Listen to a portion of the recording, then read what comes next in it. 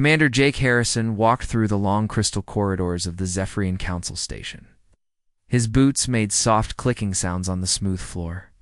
The walls around him glowed with a soft blue light that made everything look cold and unwelcoming. He had been walking these same halls for 3 years now, always coming to ask for help, always leaving with nothing but empty promises. Today felt different, though. Today might be the last time he would walk these corridors as a beggar. The massive doors to the council chamber opened without a sound. Jake stepped inside and immediately felt small. The room was huge, with a ceiling that stretched up so high he could barely see it. Floating platforms held the council members, each one representing a different alien species that ruled the galaxy. They looked down at him like he was an insect that had wandered into their palace. The Zephyrian High Speaker floated on the highest platform. It looked like a giant crystal tree with branches that moved like arms and leaves that sparkled with their own light. When it spoke, its voice sounded like wind blowing through chimes, beautiful but cold.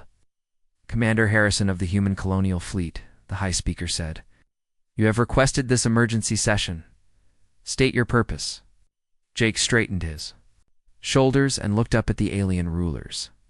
He had practiced this speech 100 times, but now that he was here, the words felt heavy in his mouth.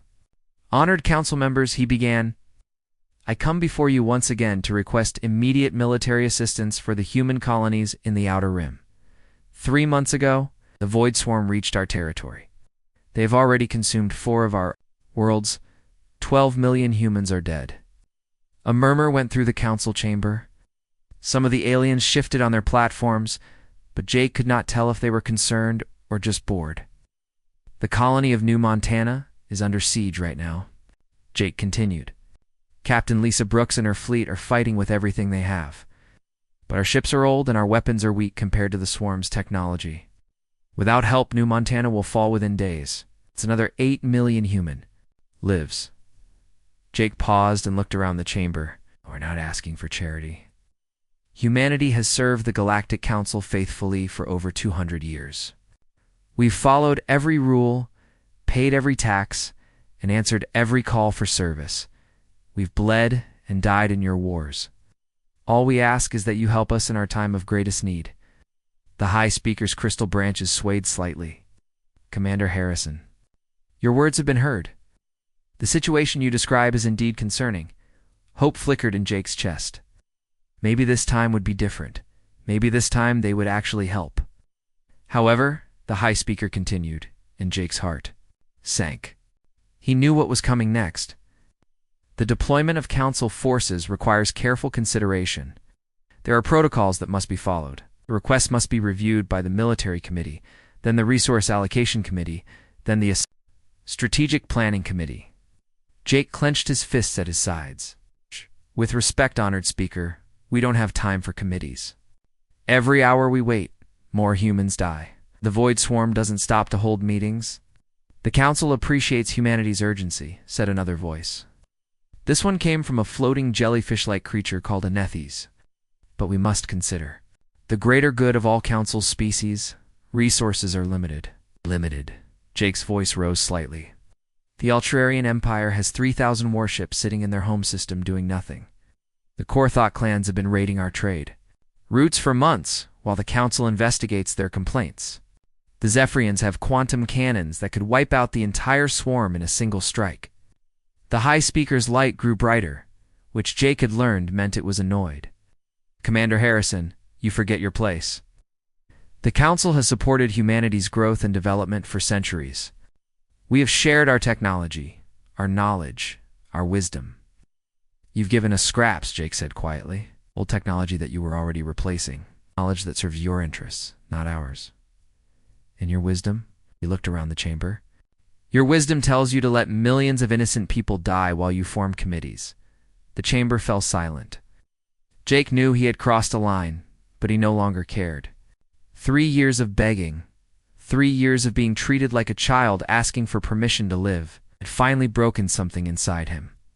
A new voice spoke up.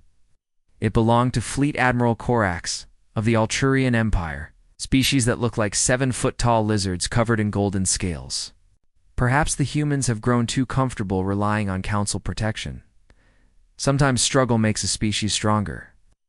Jake turned to face the Altrurian. Is that what you told the Meridian people when the plague fleets attacked them? That what you told the Epsilon colonies when the Star Eaters came? Oh wait, you didn't. You saved them immediately. You deployed your entire fleet to protect them. What makes human lives worth less than theirs? Admiral Corax's eyes narrowed. The Meridians and Epsilonians are full council members with voting rights and territorial claims.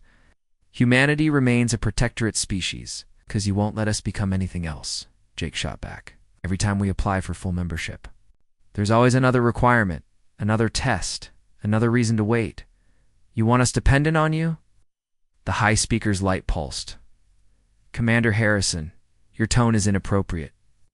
The Council's decisions are made with the wisdom of millennia and the good of trillions of beings in mind. Jake took a deep breath. He thought of Captain Brooks, fighting desperately in the darkness of space while the Council debated. He thought of the 12 million humans who had already died while these aliens played politics. He thought of his own daughter Lisa, living on one of the colonies that would be next if the swarm wasn't stopped. Then let me make this simple, Jake said. New Montana has maybe 48 hours left. Captain Brooks is sending updates every hour. When she stops sending them, we'll know the colony is gone.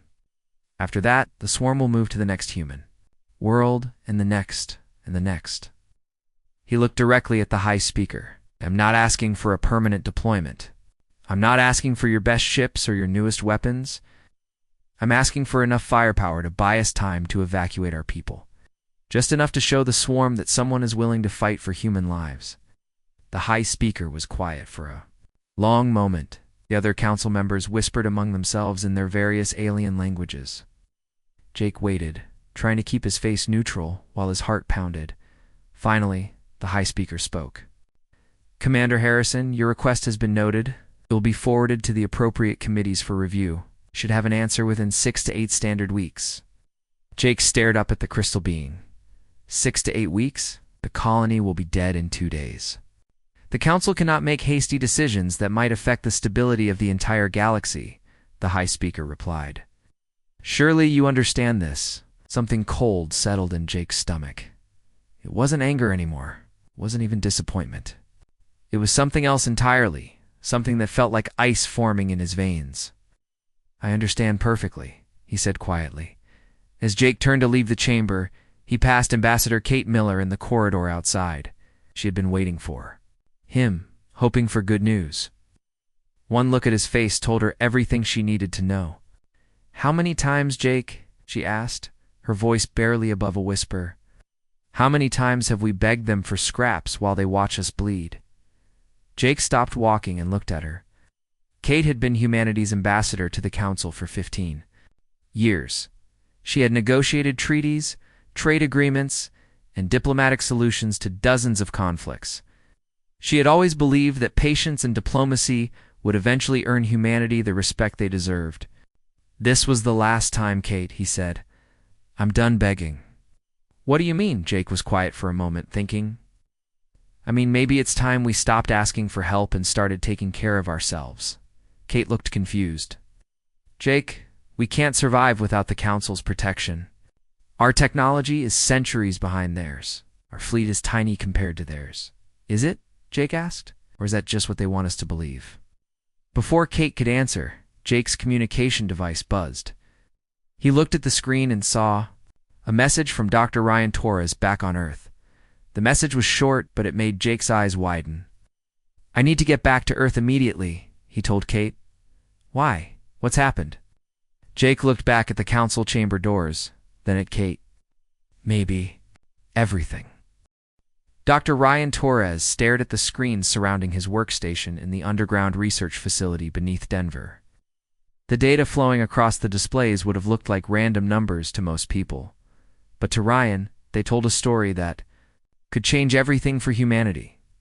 3 weeks had passed since Captain Lisa. Brooks and the entire colony of New Montana had gone silent. 3 weeks since 12 million more humans had died while the Galactic Council held committee meetings. 3 weeks since Commander Jake Harrison had returned from his final meeting with the alien powers. his face hard with a new kind of determination. Ryan rubbed his tired eyes and looked at the broken piece of void swarm technology on his lab table. The metallic fragment was no bigger than his fist, but it had taken him 8 months to understand what he was seeing. Now, finally he did. The door to his lab opened, and Jake walked in, followed by General Sam Collins, Admiral Helen Cross, and Director Alex Stone.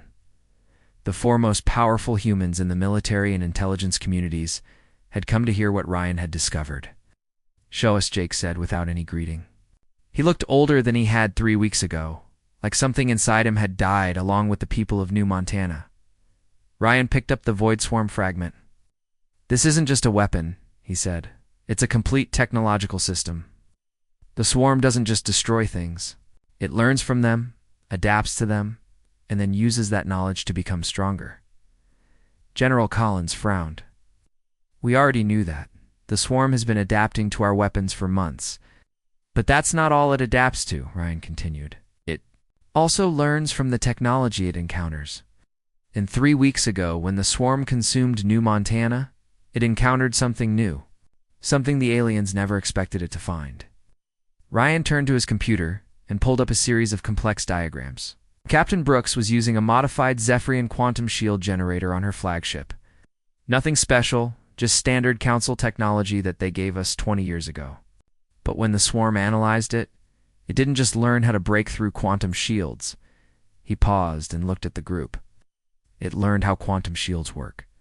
And once I understood what it had learned, I was able to reverse engineer the entire quantum technology tree. Admiral Cross stepped forward. "What are you saying, Doctor?" Ryan smiled for the first time in weeks. "I'm saying that the aliens have been giving us toys while they kept the real weapons for themselves. But now, thanks to the Void Swarm, we know how their technology actually works. All of it." Director Stone, a thin man with sharp eyes, spoke up. "How much of it?" "Everything," Ryan said. "Quantum shields, faster-than-light communications, energy weapons, even their ship construction techniques. The swarm absorbed 2 centuries of human technology and mixed it with advanced alien tech. When I analyzed this fragment, I found human engineering principles being used to enhance alien quantum mechanics." Jake walked over to the lab table and picked up the fragment. "Can we build it?" "We already are," Ryan said. "I've got teams working around the clock. But Jake, there's more. The quantum technology isn't just about weapons and shields. It's about something much more important." He turned to another screen that showed a map of the galaxy. "The aliens have been using quantum communication networks to coordinate their empires for thousands of years. Instant communication across unlimited distances. They've never shared that technology with us. They've kept us isolated, dependent on slow, ship-based communication. That's how they control us," Director Stone said quietly. "Keep us from coordinating between our colonies. Make sure we can't organize any kind of unified resistance." "Exactly," Ryan said, "but now we can build our own network. Every human colony, every human ship, all connected instantly. No more waiting. Months for messages to travel between star systems." General Collins was studying the diagrams on the screen. "Doctor, how long before we can deploy this technology?" "The communication network can be online in 6 months," Ryan said. "The new weapons and shields will take longer, maybe a year. But there's something else we can deploy immediately." He walked over to a covered table in the corner of the lab and pulled away the cloth. Underneath was a device that looked like a metallic spider, about the size of a dinner plate. "This is a modified Void Swarm unit," Ryan explained. "I've reprogrammed it to follow human commands instead of its original programming. It still has all the adaptive capabilities, but now it works for us." Jake stared at the device. "You've weaponized the swarm?" "Better than that," Ryan said. "I've made them into tools. These units can adapt to any alien technology they encounter. They can learn, analyze, and then transmit that knowledge back to us instantly through quantum communication. We can deploy them throughout the galaxy as our eyes and ears." Admiral Cross looked thoughtful. "How many can you make?" "As many as we need," Ryan said. "The swarm technology is self-replicating. Each unit can build more units using available materials. Give me the resources, and I can have 1,000 of them within a month. Director Stone smiled, and it wasn't a pleasant expression. Doctor, I think we need to have a longer conversation about intelligence applications. General Collins turned to Jake. Commander, I think it's time for that meeting we discussed. Jake nodded. Ryan, pack up your research. You're coming with us. An hour later, Jake found himself in a room he had never seen before, deep beneath the Pentagon. The room had no windows and no decorations, just a large table surrounded by chairs. But the people sitting in those chairs represented the future of humanity. General Collins sat at the head of the table. To his right was Admiral Cross, the woman, who had been quietly redesigning humanity's naval strategy for the past 5 years. Director Stone sat across from her, his intelligence network spanning dozens of star systems. Dr. Torres sat next to Jake, his research data secured in encrypted files.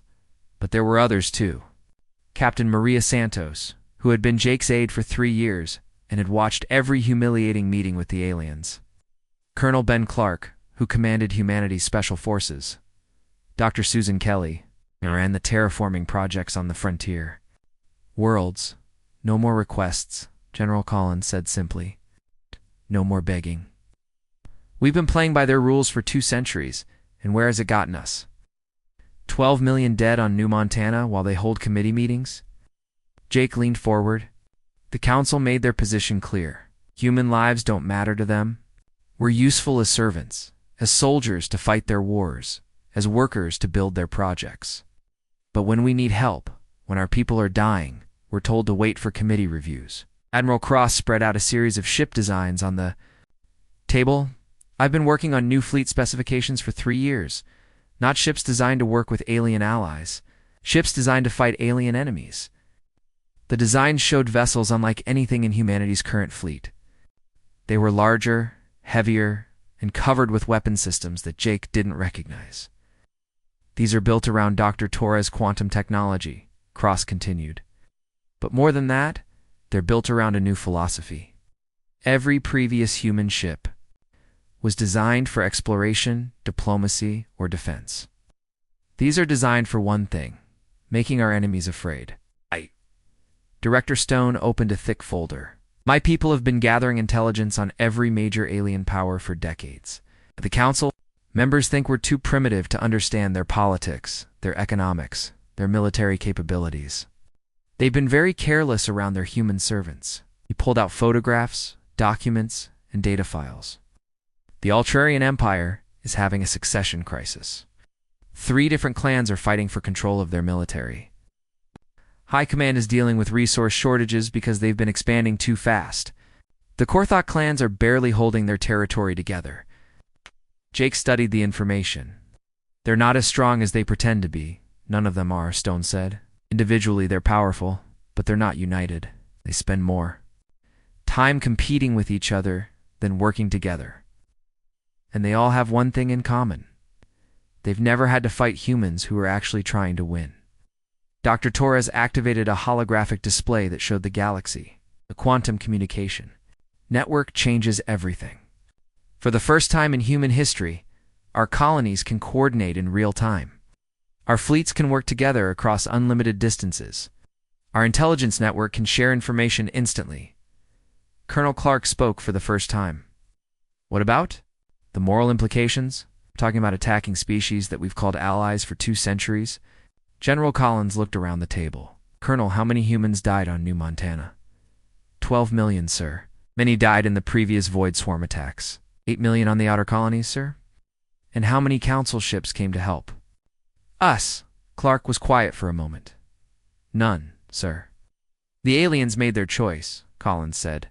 They chose to let 20 million humans die rather than risk a single one of their ships. They've shown us exactly how much human lives are worth to them.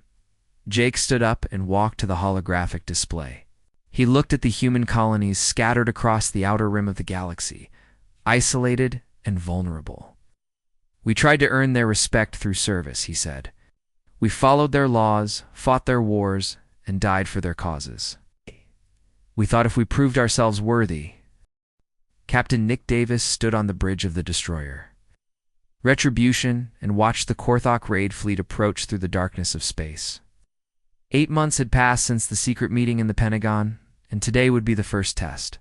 Of humanity's new philosophy, the Korthok ships moved in their usual formation, confident and aggressive. They had been raiding human shipping lanes for over a year, while the Galactic Council investigated their complaints about territorial disputes. The aliens claimed that humans were encroaching on traditional Korthok hunting grounds, even though the space had been empty when human colonists first arrived. Captain, we're receiving a transmission from the lead Korthok vessel, reported Communications Officer Lieutenant Amy Price. Put it through, Nick said. The main screen flickered and showed a Korthok commander. The alien looked like a cross between a shark and a lizard, with gray skin covered in natural armor plates and teeth that were always visible. When it spoke, its voice was a harsh growling sound. Human vessel, you are trespassing in Korthok territory. Surrender your cargo and prepare to be boarded. Nick smiled. It was not a pleasant smile. This is Captain Davis of the human destroyer Retribution.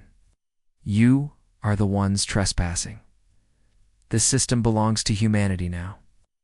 The Korthok commander made a sound that might have been laughter. 1 small human ship against 8 Korthok raiders? You cannot be serious. Deadly serious, Nick replied. You have 30 seconds to turn around and leave human space. This is your only warning. The alien's eyes narrowed. Humans do not give warnings to Korthaks. We have been raiding these shipping lanes for months. Your pathetic council does nothing but file complaints. The council isn't here, Nick said quietly. We are. The transmission ended. On his tactical display, Nick could see the Korthok ships moving into attack formation. There were 8 of them, each one larger than the Retribution. Under the old rules of engagement, a human captain would have already called for help or started running. But these weren't the old rules. All stations, battle ready, Nick announced. His crew moved with practiced efficiency. They had been training for this moment for months. Lieutenant Commander Sarah White, his tactical officer, looked up. From her station, Captain, all weapon systems are online. The new quantum torpedoes are loaded and ready. Target their command ship first, Nick ordered. Let the others see what happens to their leader. The Korthok fleet opened fire first, sending streams of plasma bolts toward the Retribution. But instead of the devastating impact they expected, their weapons struck the human ship's shields and simply disappeared. The Korthok commander who had spoken to Nick earlier was now screaming orders at his crew. His plasma cannons should have cut through human shields like they were made of paper. Instead, the human ship seemed completely undamaged. Sarah, show them what our new toys can do, Nick said.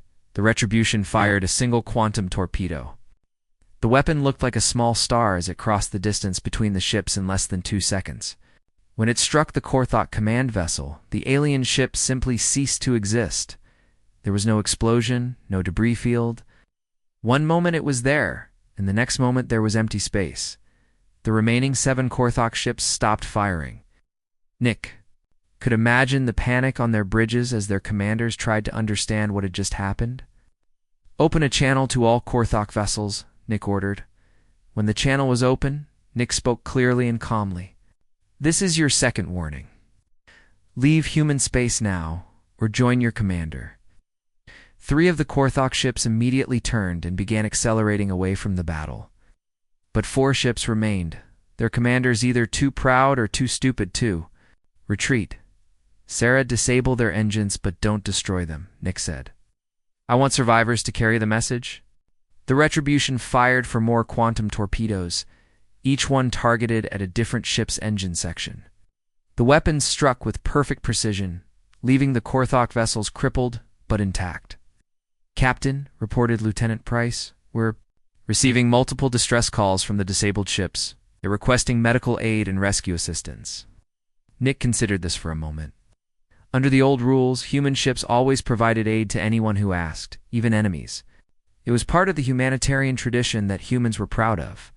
But today was about new rules. Inform them that their request for assistance has been noted and will be reviewed by the appropriate committees, Nick said. Tell them they should. Expect a response in 6 to 8 weeks. Lieutenant Price looked confused for a moment, then understanding dawned on her face. She was repeating the exact words that the Galactic Council had used when humans begged for help. Message sent, Captain. Turned to his navigation officer, set course for the jump point. We have other shipping lanes to patrol. As the Retribution left the Tau Ceti system, Nick activated his quantum communication link and sent a message directly to Admiral Cross on Earth. The message was simple. Test successful. Package delivered. Expect word to spread quickly. On Earth. President Alan Foster stood in the Oval Office, preparing for a speech that would change humanity's relationship with the galaxy forever. The news of the Tau Ceti incident had reached him just an hour ago, and he knew that within days. Every alien government would know that something fundamental had changed. His speech was being broadcast not just to Earth, but to every human colony through the new quantum communication network. For the first time in human history, all of humanity could hear their leader's words at the same time. My fellow humans, the president began, for over 2 centuries.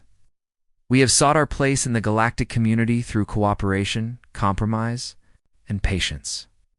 We have followed alien laws, paid alien taxes, and fought alien wars. We believed that by proving our worth as allies, we would earn respect and protection. He paused and looked directly into the camera. Recent events have shown us the true value that our so-called allies place on human lives. When 20 million of our people died in the Void Swarm attacks, the Galactic Council formed committees. When our colonies were raided, and our people enslaved, they filed reports. When we begged for help, they told us to wait. The president's voice grew stronger. Today, that chapter of human history ends. We are no longer asking the galaxy for permission to defend ourselves. We are no longer begging for scraps of protection from powers that see us as expendable. From this day forward, humanity stands. On its own, in the Tau Ceti system, the 3 Korthok ships that had escaped were racing toward their home territory. Their commanders were sending desperate messages to their clan leaders, trying to explain what they had witnessed. The humans had weapons that could make ships disappear. Humans had shields that stopped Korthok plasma cannons completely. The humans had given them an ultimatum instead of running away. Korthok society was built on strength and aggression. They respected only power, and for months they had seen humans as weak prey. Now, for the first time, they were afraid. The news spread through alien communication networks at the speed of light. The Altarian Empire received reports from their border monitoring stations. Zephyrian High Command detected the quantum weapons signatures from their deep space sensors. The Galactic Council emergency session was called within hours of the incident, but there were other reports coming in too. Human ships were appearing in contested systems across the galaxy.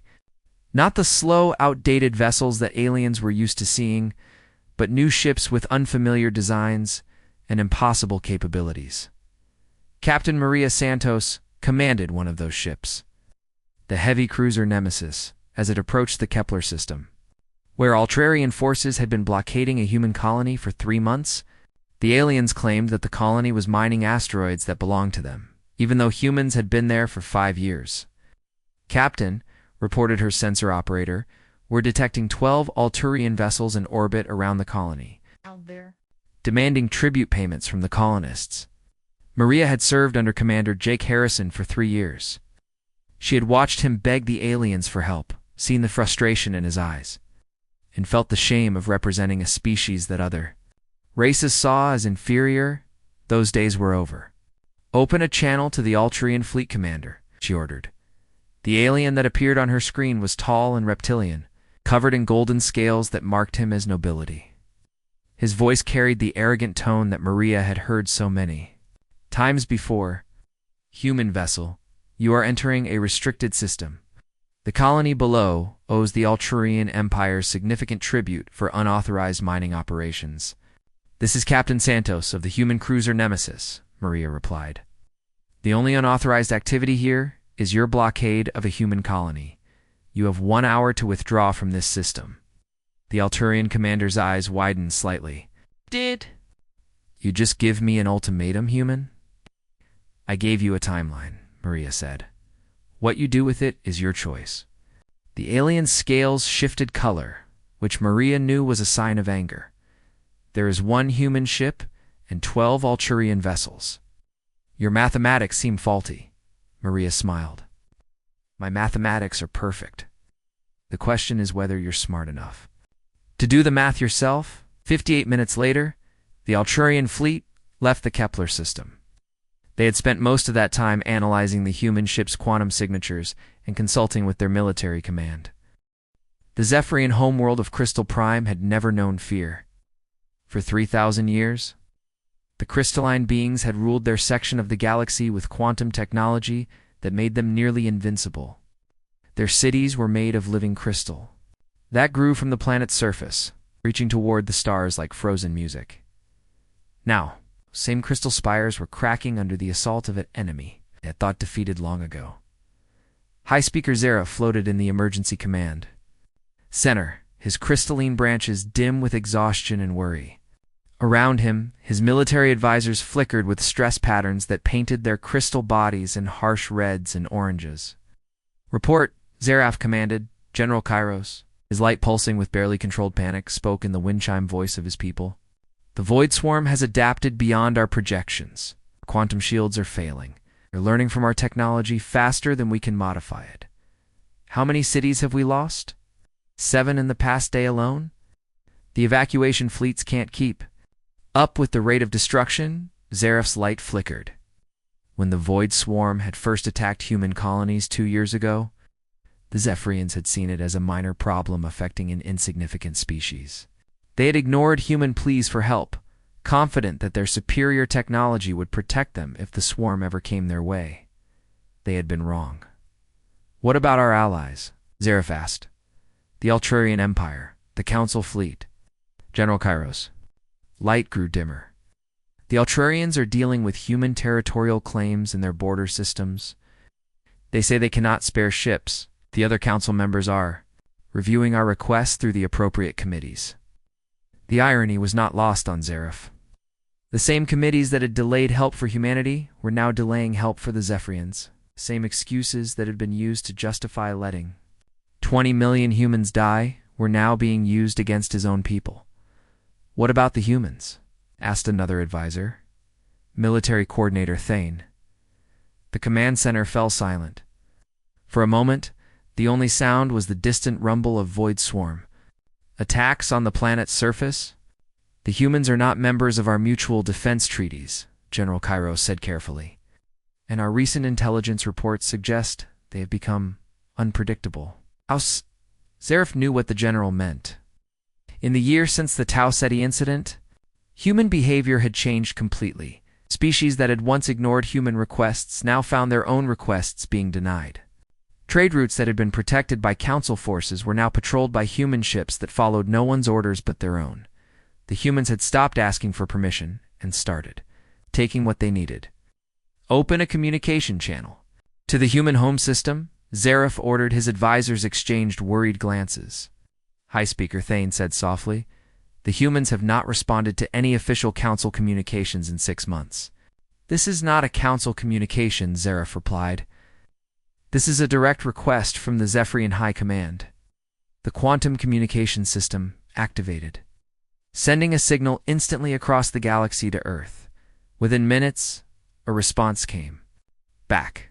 But instead of the human diplomats that Zaref expected, the screen showed a human military officer with steel-gray hair and cold blue eyes. This is Fleet Admiral Jake Harrison of the Human Colonial Fleet, the human said. You wish to speak with us? Zaref recognized the name. Harrison was the human who had made that final plea to the council 2 years ago, begging for help that never came. The same human who had walked out of the council chambers with empty hands while 20 million of his people died. Admiral Harrison, Zaref, began, I am High Speaker Zaref of the Zephyrian High Command. We find ourselves in need of assistance against the Void Swarm. Perhaps we can discuss terms for a mutual defense agreement. Harrison's expression did not change. Terms? The Zephyrian High Command is prepared to offer significant compensation for human military assistance. Technology transfers, territorial concessions, preferential trade agreements. Harrison was quiet for a long moment.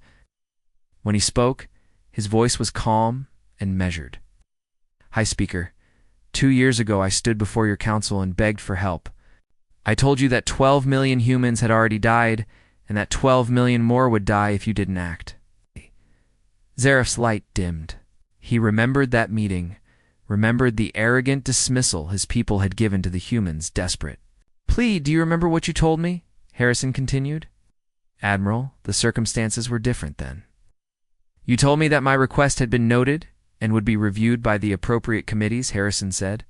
"You told me I should expect an answer in 6 to 8 weeks. By then, New Montana was a graveyard, and my people were dead." The human admiral leaned forward slightly. "Tell me, High Speaker, how many Zephyrians have died in the current swarm?" "Attack. Nearly 50 million, Zaref admitted.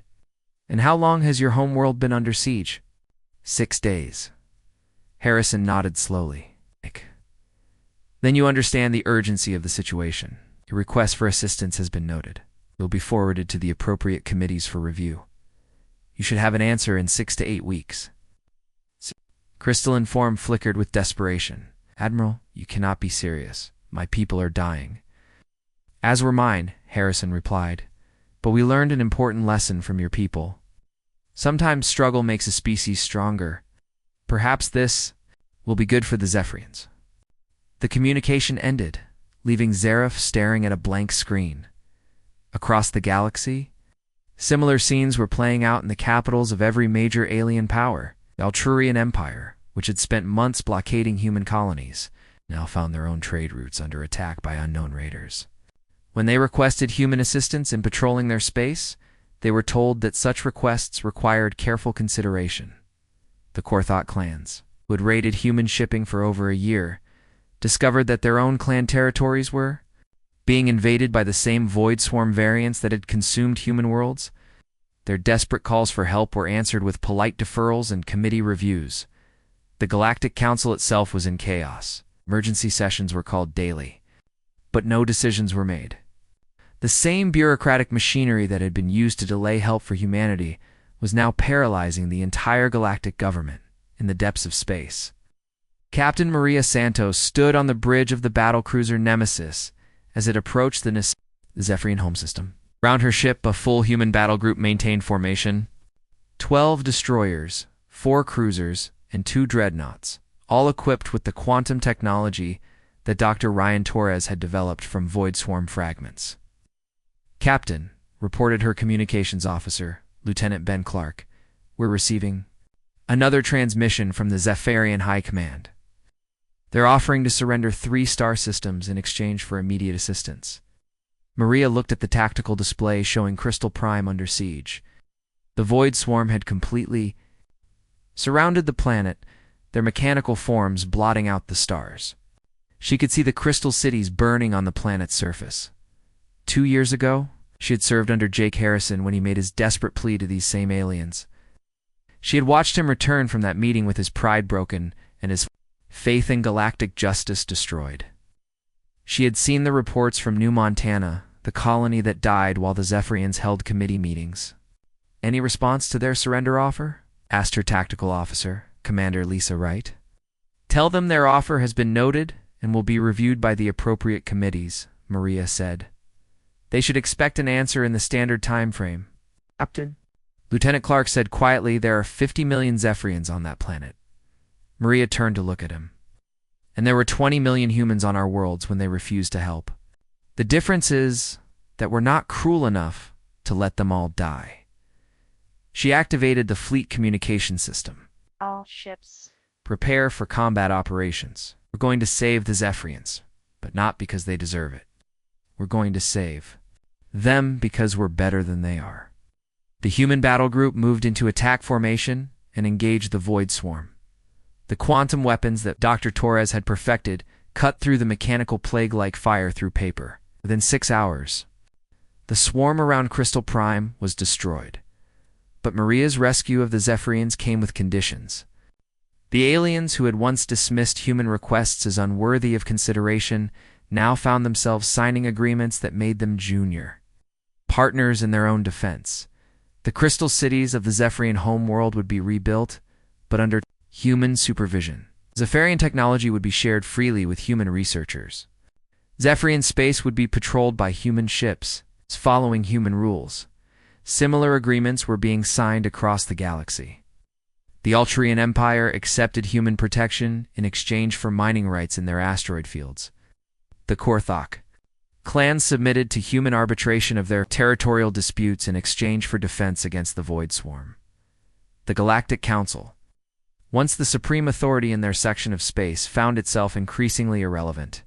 When they called emergency sessions, the major powers were too busy negotiating with humanity to attend. When they passed resolutions, no one followed them. Director Alex Stone sat in his office on Earth, reading intelligence reports from across the galaxy. 5 years had passed since Commander Jake Harrison walked out of the Galactic Council chambers for the last time. Now Fleet Admiral Harrison stood in those same chambers, but everything had changed. The towering platforms that once held alien rulers now supported human officials. The crystal walls that had once glowed with alien technology now pulsed with human quantum networks. The Great Chamber was fuller than it had been in decades. Representatives from every major species in the galaxy had come to hear what humanity had decided about their future.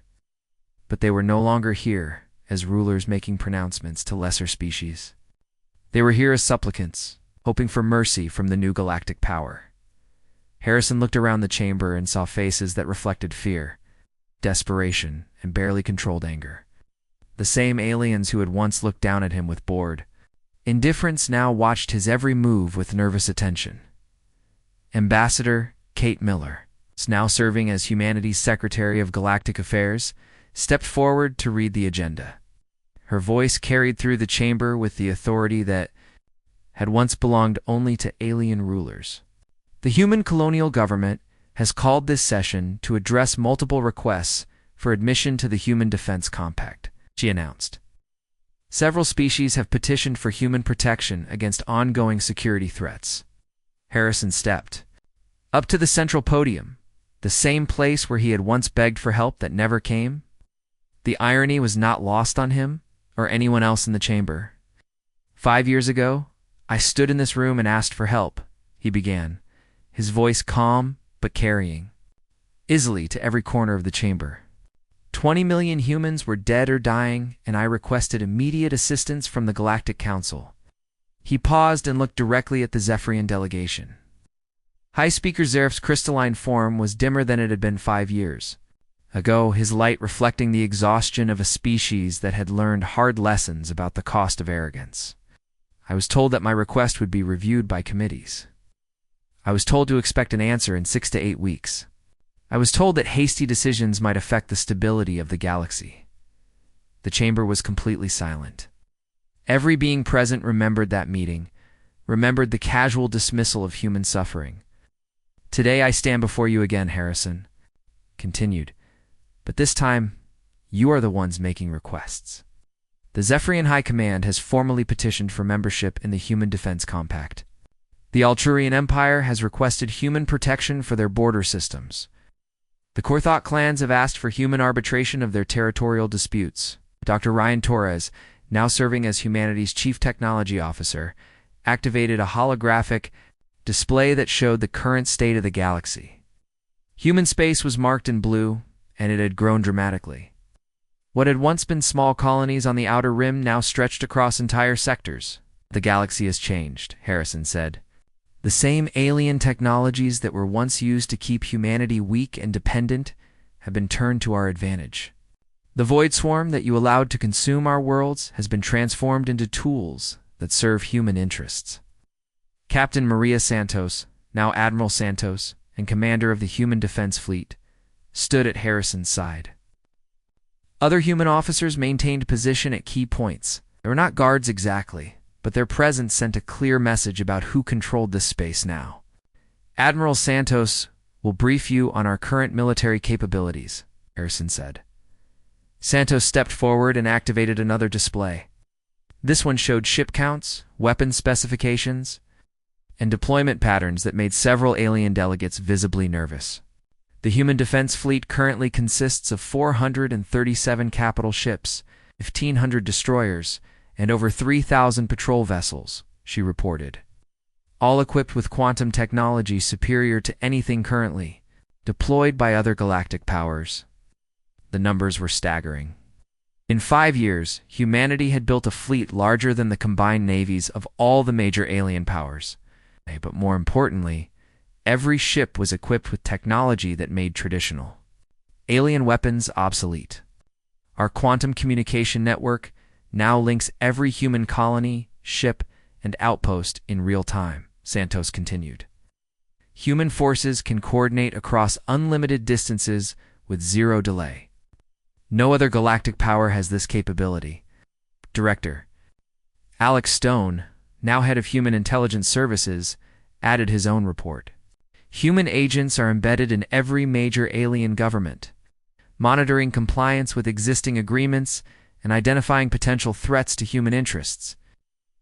Our intelligence network is the most comprehensive in galactic history. Alien delegates exchanged nervous glances. We're learning that humanity's dominance was not based on military strength alone, but on technological superiority, intelligence gathering, and political influence that reached into every corner of their governments. Harrison returned to the podium.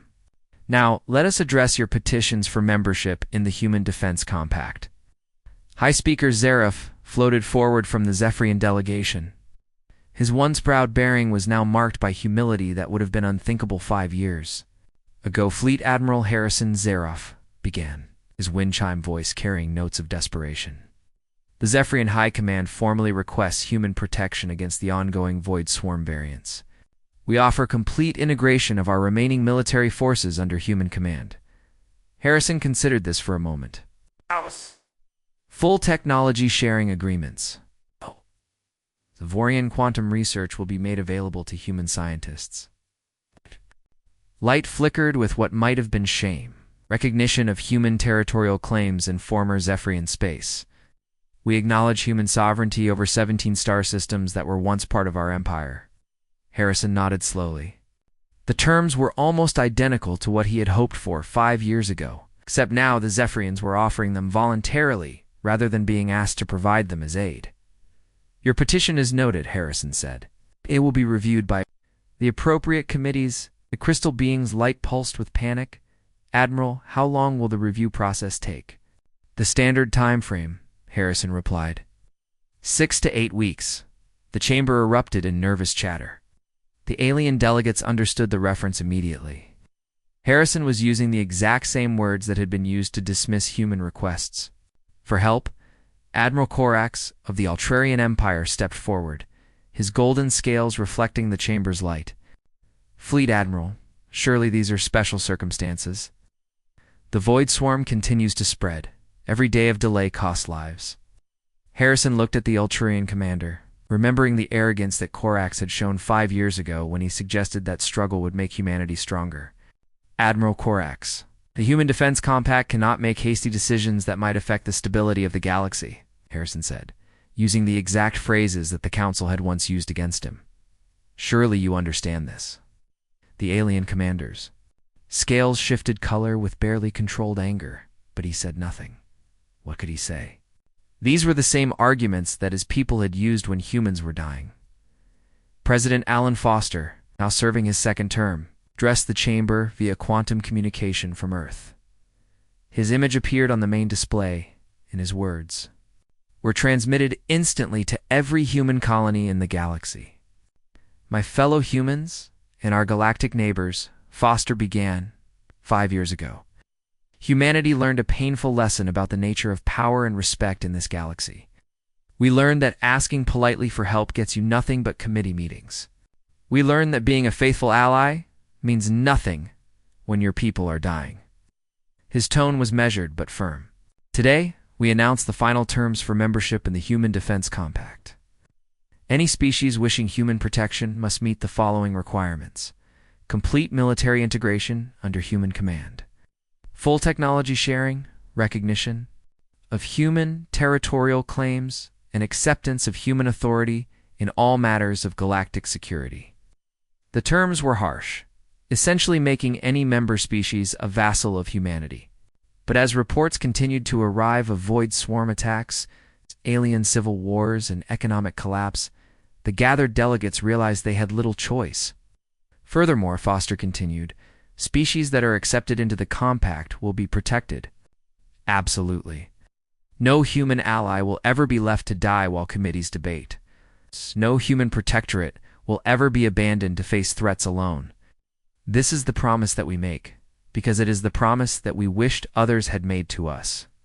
Over the next several hours, representatives from 16 different species signed preliminary agreements to join the Human Defense Compact. Each signature represented a former galactic power accepting human dominance in exchange for protection. The Galactic Council, which had once ruled this section of space, voted to dissolve itself. Its member species were either joining the human compact or retreating to isolated systems beyond human influence. As the session concluded, Harrison found himself alone with Kate Miller in the chamber where his final plea for help had been rejected. 5 years ago? Do you think we've gone too far? Kate asked quietly. Harrison looked around the empty chamber, thinking of New Montana, of Captain Lisa Brooks and her final transmission, of the 20 million humans who had died while aliens held committee meetings.